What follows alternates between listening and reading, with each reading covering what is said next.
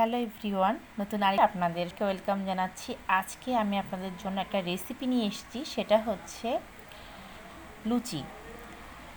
একদম পারফেক্ট লুচি কীভাবে বাসায় তৈরি করতে হয় সেই রেসিপিটাই দেখাবো। পারফেক্ট ডো দিয়ে একটা পারফেক্ট লুচি আপনারা তৈরি করে নিতে পারবেন। কিভাবে পারফেক্ট ডো তৈরি করা যায় সেই ভিডিওটা কিন্তু আমার চ্যানেলে অলরেডি দেওয়া আছে।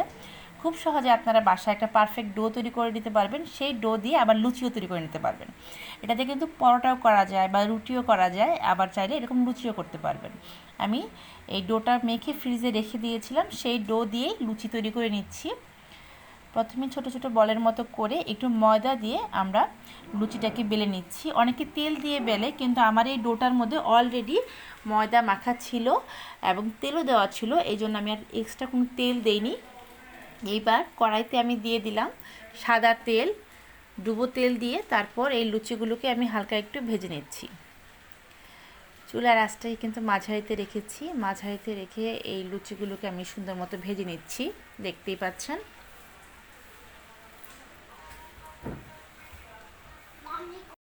এইভাবে আমরা কয়েকটা লুচি ভেজে নিচ্ছি। লুচিটাকে কিন্তু একটু গোল করে আমরা বেলে নিচ্ছি, তাতে করে কিন্তু লুচিগুলো পারফেক্টভাবে ফুলকো হবে।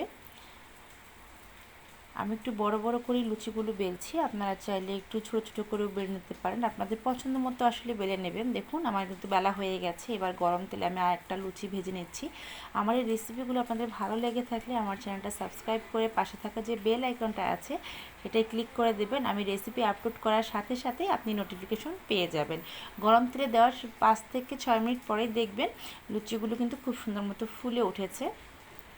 দেখুন লুচিটা কিন্তু ফুলে উঠবে। প্রত্যেকটা লুচি যে ফুলে উঠবে তা কিন্তু না। প্রথমে যখন দু একটা লুচি দিবেন দেখবেন হয়তো একটু ফুলবে না, কিন্তু তারপরে কিন্তু লুচিগুলো ফুলে উঠবে। এই জন্য আপনাকে অবশ্যই একটা পারফেক্ট ডো তৈরি করতে হবে।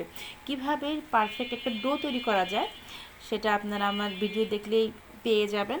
আমি ভিডিওটা দিয়ে দিয়েছি ডিটেলসে। দেখুন কত সুন্দর লুচিটা হয়ে গেছে। আমি মুঠিয়ে নিয়েছি, আমি আর একটা ভেজে নিচ্ছি।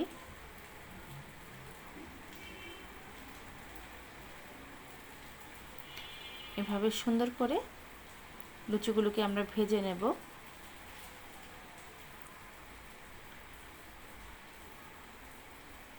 হয়ে গেছে, এবার আমি গরম তেলে ছেড়ে দিচ্ছি।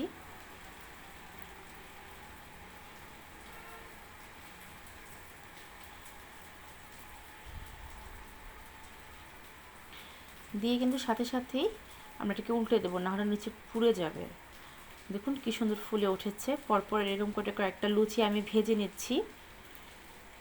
খুব সহজেই আজকে আপনাদের সাথে রেসিপিটা শেয়ার করলাম। যারা পারফেক্টভাবে ডো তৈরি করতে পারেন না, আমার ভিডিও দেখে সেভাবে তৈরি করে নেবেন আর এভাবে লুচি ভেজে নেবেন। এই লুচিগুলো কিন্তু খেতে খুবই ভালো লাগে। হয়ে গেল আমার লুচি। খুব সিম্পলভাবে আপনাদের দেখানোর চেষ্টা করেছি। আশা করি